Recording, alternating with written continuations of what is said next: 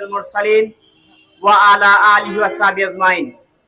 Barguna forum কর্তৃক আয়োজিত আজকের এই সমাবেশের সম্মানিত সভাপতি, উপস্থিত সম্মানিত আমাদের সবার প্রিয় ডাক্তার সুলতান আহমেদ, আনাম বজলুল হুদা, আমাদের প্রিয় ভাই শাহিন ভাই সহ বিভিন্ন পর্যায়ের নেতৃবৃন্দ, সাংবাদিক বন্ধুগণ, আসসালামু আলাইকুম রহমাতুল্লাহ।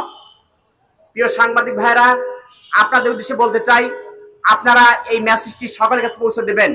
সেটি হলো, আজকে বরগুনা সবচেয়ে অবহেলিত, যেখানে হাজার হাজার শিক্ষার্থী চলাফেরা করে, বিভিন্ন শ্রেণীর পেশার মানুষ বাস করে।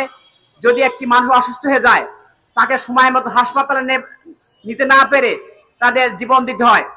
আজকে সবচেয়ে অবহেলিত এই বরগুনা।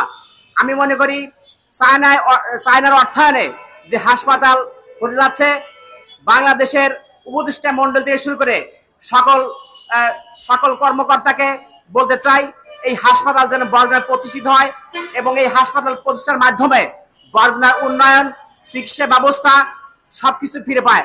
আপনারা জানেন, দীর্ঘ 17 বছর স্বৈরাচারী শেখ হাসিনা সরকার যেভাবে স্বাস্থ্য ব্যবস্থাকে ভেঙে দিয়েছে, আজকে আপনারা সরকারি হাসপাতাল যান, একটি দরজা, একটি টয়লেটের বদনামন্ত পাওয়া যায় না। এই স্বৈরাচারী সরকারের দোসররা টয়লেটের বদনামন্ত খেয়ে ফেলেছে, স্বাস্থ্য খাতকে ভেঙে পড়েছে, একটি ডাক্তার কাজ সেবা পায় না। দেশের জনগণ এই চিকিৎসা খাত থেকে বঞ্চিত হচ্ছে, বিশেষ করে বরগুনার জনগণ। আমি মনে করি বরগুনায় এই 1000 শয্যা বিশিষ্ট হাসপাতাল প্রতিষ্ঠা করে বরগুনা এবং আশেপাশের সকল জেলাকে উন্নয়নের জন্য উদাত্ত আহ্বান জানিয়ে আমি আমার সংক্ষিপ্ত আলোচনা শেষ করছি। আসসালামু আলাইকুম ওয়া রাহমাতুল্লাহ।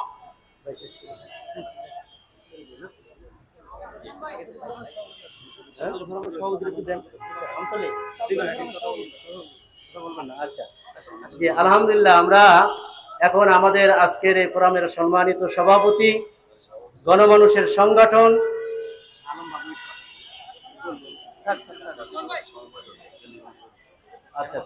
আচ্ছা আমাদের মাঝে উপস্থিত আছেন জাতীয়তাবাদী সমবায় দলের কেন্দ্রীয় কমিটির সদস্য জনাব শাহ আলম বাবলু ভাই আমাদের বরগুনা ফোরামের পক্ষে বরগুনায় যাতে আমরা একটা হসপিটাল পেতে পারি সেই জন্য তার কথা আমাদের সামনে তুলে ধরছেন।